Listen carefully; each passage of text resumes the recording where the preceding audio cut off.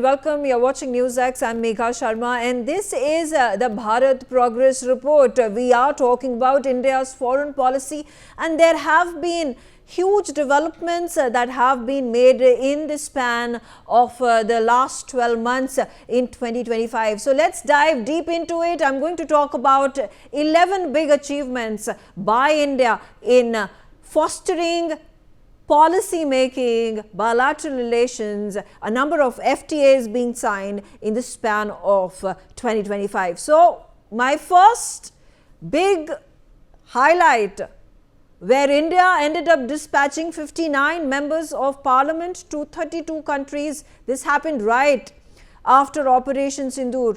And just a few months later, it was point number 2. In fact, 79 in our Bharat Progress Report is the India-UK Free Trade Agreement that was finally inked, which gave 99% of Indian exports duty-free access to Britain. All right, I have my panelists today. I'm going to go through these 11 top achievements, the big highlights of India's foreign policy under Prime Minister Narendra Modi, and two of them, point number 78 and 79, talking about Operation Sindoor and the kind of propagation that was done by India to reach out to countries, heads of governments in uniting the world in fighting the scourge of terrorism. All right, Ambassador Basuti Mukherjee on the show with me. Ambassador Mukherjee, how significant was this step, keeping in mind in the past few weeks there has been that brutal Bondi terror attack, again an Islamist terror attack. Therefore, the stand that has been taken by India, that the world needs to unite, it needs to wake up when there are terror attacks, whether they are taking place in Pahalgam or they are taking place in Australia. We have been trying to make this point for a long time, but now it's finding resonance because these kind of attacks are happening outside India. The first time the world woke up was when 9/11 happened. Before that, the West always thought that terror attacks would always happen outside the safe boundaries of the United States and the European Union. We have, on the contrary, always said that there are states which nurture terrorists, which use terrorism as a state policy. Yes, we have been the victim, but we have continuously said that others too could become victims. And we are seeing what is happening now, the results of this kind of liberal, or I should say, contradictory approach, one towards countries like India, which have to suffer terrorist attacks, which also impact the democratic functioning of open societies, because you have to then put all kinds of safeguards in place, which now is happening also in the West. So yes, Megha, it's a wake-up call for the West. The Bondi attack was a terrible thing to witness on television, and again we have been warning countries that as far as Islamic terrorism, jihadi terrorism is concerned, this is something that is a threat to international peace and security, not just to India. Right. And it would appear finally, Megha, that at least some countries in the West that have suffered these kind of attacks are now beginning to understand the real meaning of what India has been trying to say for so long. Megha. All right.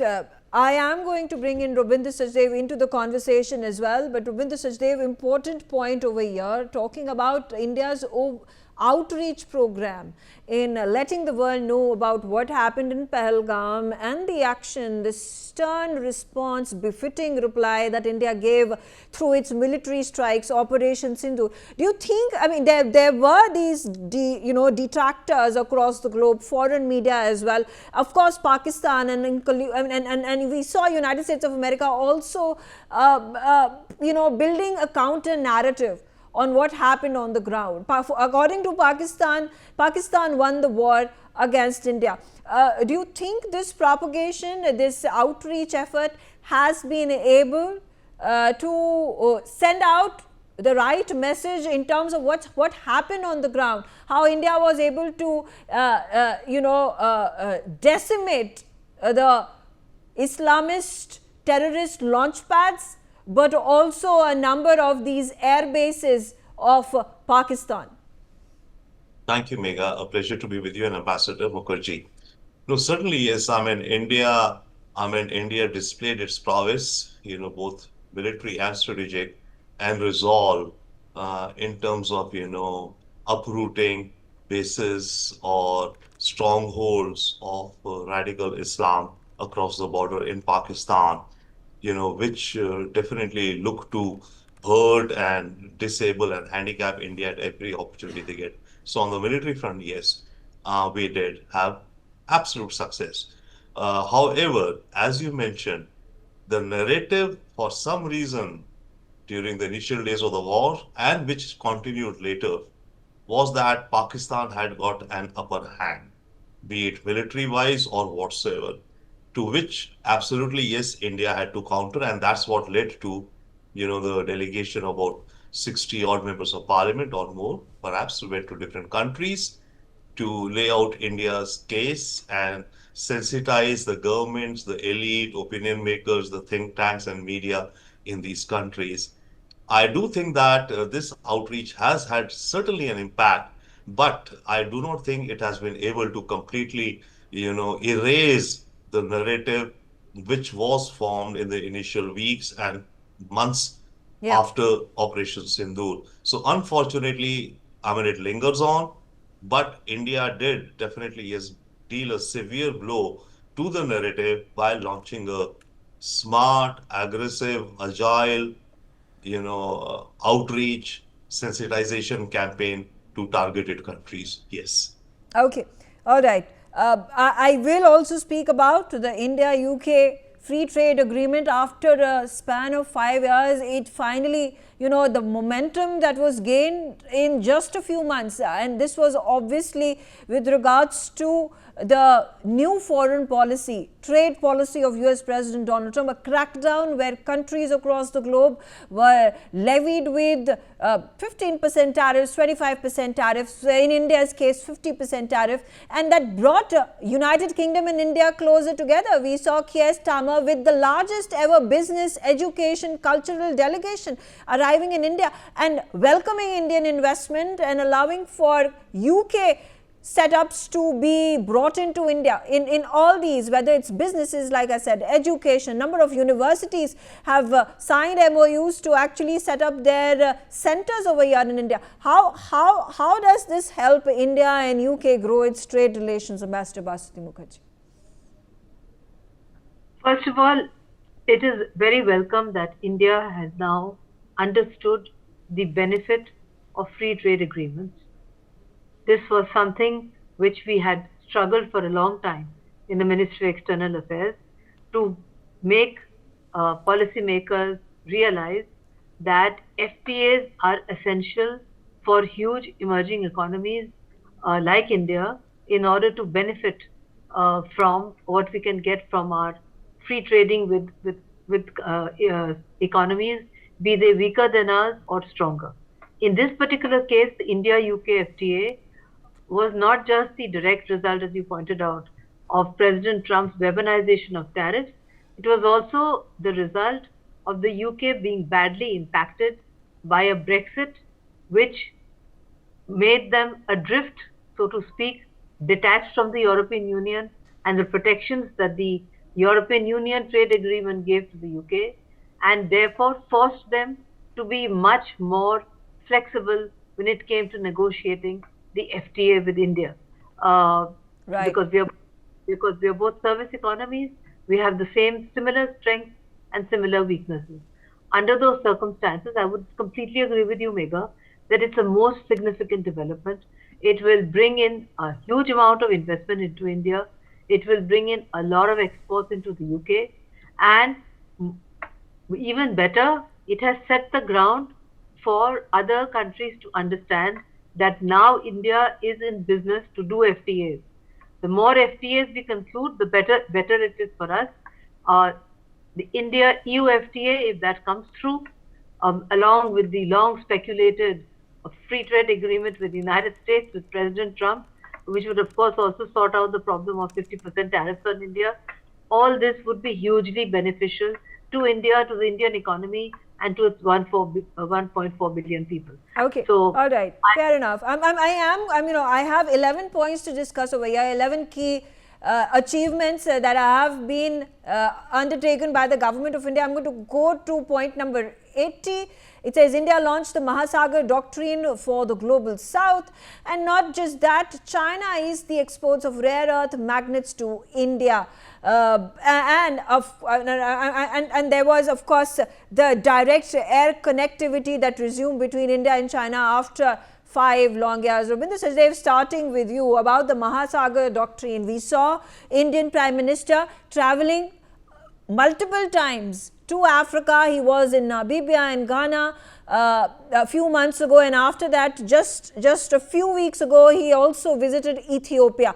There have been first time India-Africa maritime exercise that has been conducted. We had President Murmu also traveling to Africa, first Indian head of state to travel to Africa. And not to mention, this is moving forward from the 2020 leaders, G20 leaders summit that happened, where India included African Union for the first time, and that's a big feat as well. So here we talk about MAHASAGAR doctrine. Here we talk about building maritime cooperation, but not just with Africa, but also Latin American countries. Well, thank you, Megha. No, absolutely, yes. I mean, this year, as you rightly mentioned, especially after, India worked to enable the entry of the African Union into the G20 when it was in 2023, right?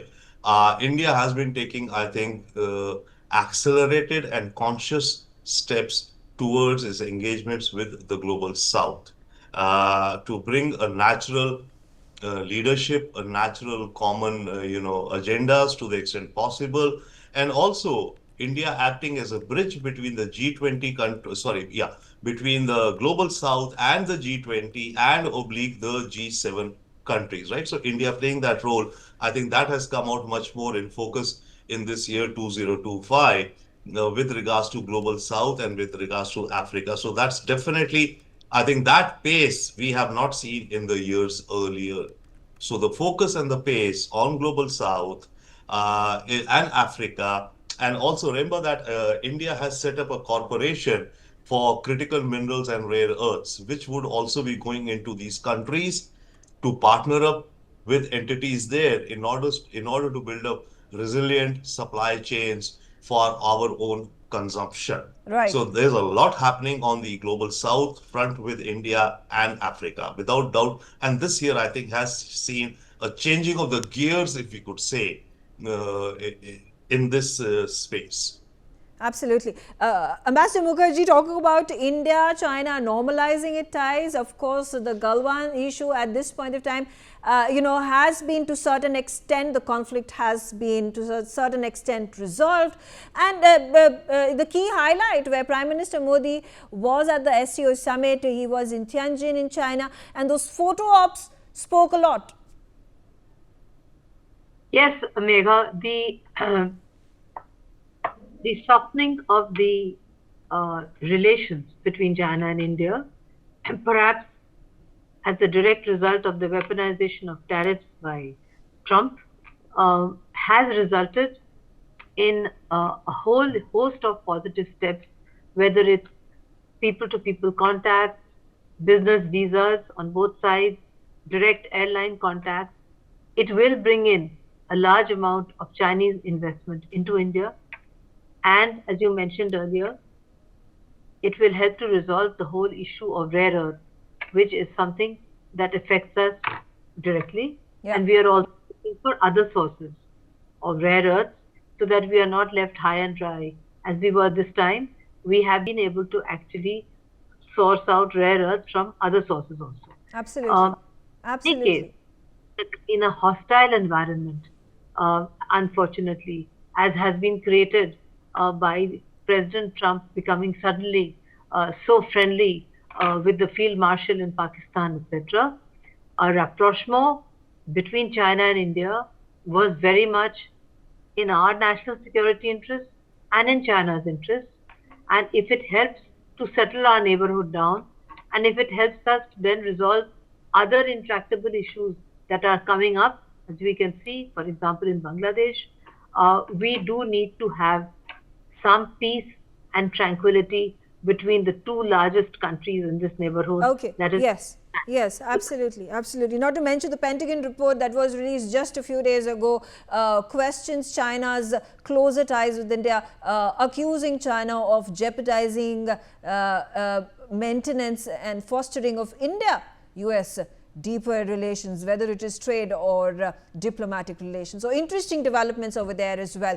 All right, I'm going to move on to point number 83, where India-Oman inked a free trade agreement granting zero duty access for a vast majority of Indian exports. Not to mention there were 3 more FTAs that have been signed between India and other countries. I already mentioned about United Kingdom. There was an FTA again in Oman, as I mentioned, but also New Zealand, and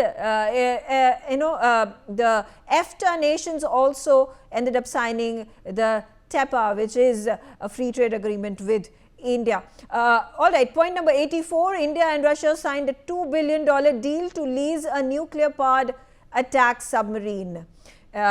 Point number 85, India ended up hosting the first Africa-India Key Maritime Engagement naval exercise. So that's, these are this is momentum that is growing with regards to how India's foreign policy, how it wants to build its narrative, which are the countries it wants to engage actively as well. Rabindra Sachdev, talking about the India-Oman free trade agreement, talking about the New Zealand free trade agreement. We have already spoken about the United Kingdom. We are also going to be speaking about the EFTA nations that have signed a free trade agreement. And as Ambassador Mukherjee said that, we are, speeding towards signing an FTA with the European Union as well. What does this all indicate?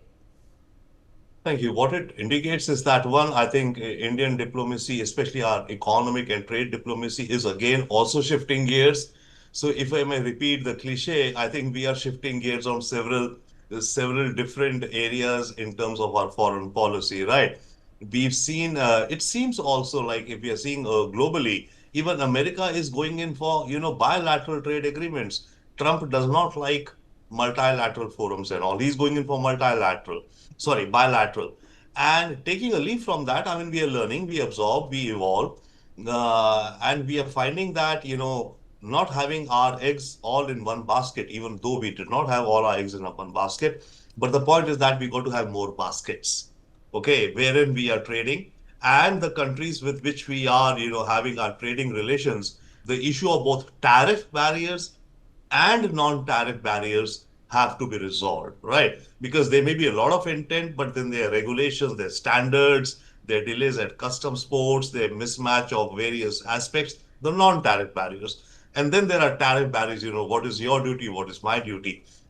So bringing these in harmony and aligning, the more we can do with the individual nations, the better we are, I think. And amongst the FTAs, there's also, of course, a discussion, which is, I think, gathering pace, which is the Eurasian Economic Union, which is Russia and the Central Asian countries and India. So there's a FTA in discussion along those, in that direction also. Yeah. So bottom line, and also this is like our, if not hedging, this expanding the pie, looking at where, and no doubt it has been driven partially to some extent, our heightened pace with these FTAs. It has been driven by what we are experiencing and seeing from American behavior with regards to trade and tariffs. Right, absolutely. Absolutely. I'm going to point out to another big achievement that has been made, that is going to transform the export market for India and businesses that are in exporting their products and services abroad. India launched the 25,060 crore export promotion mission. That is an important milestone. And not just that, as I already mentioned, point number 88, President Draupadi Murmu became the first Indian head of state to visit Angola and Botswana.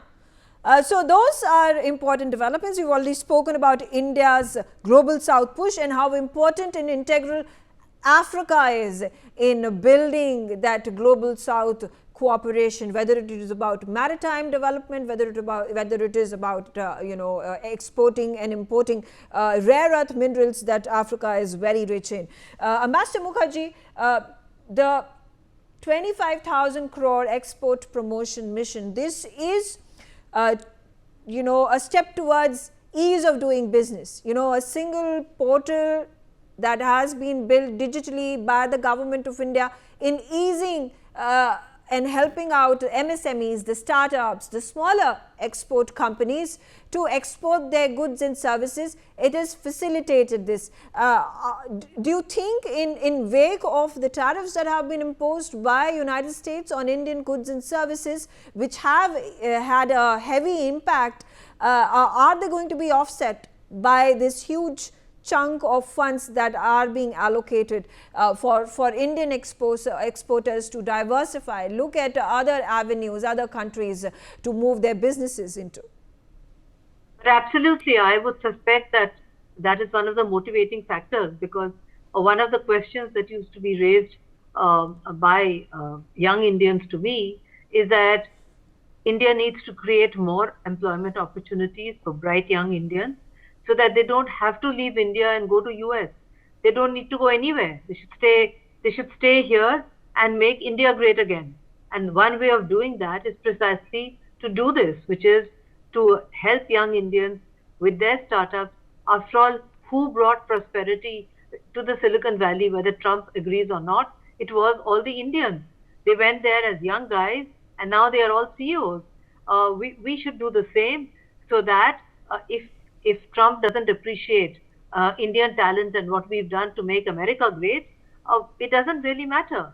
Those who want to come back are welcome to come back. Those who are growing up and looking for opportunities, those opportunities we are creating for them here. We have to do it to become the world's second largest economy. There's this great theory that China will be number one, and one reason of Trump's hostility is that he doesn't want to compete with India for the number 2 position. If that is really going to happen, we will have to do so much more to make sure that our brightest and best stay here. We help them, we ensure that they have the same opportunities or better, and they would be then able to drag all 1.4 billion of us from poverty to prosperity, because our country is prosperous when there is no poverty at all. Right. So absolutely. Absolutely. All right. I thank both of you for joining me, sharing your views. It is at the year ender. We are doing the Bharat Progress Report. This is about India's foreign policy and the key achievements. Stay tuned on Newsx. On the other side, we are going to be talking about other aspects, whether it is women empowerment or women-led development, or the big achievements that India has achieved when it comes to its sports infrastructure, when it comes to the sporting events that have happened across the globe, and the glory and the medals that the Indian contingents traveling across the globe have gotten for India. Stay tuned only on Newsx.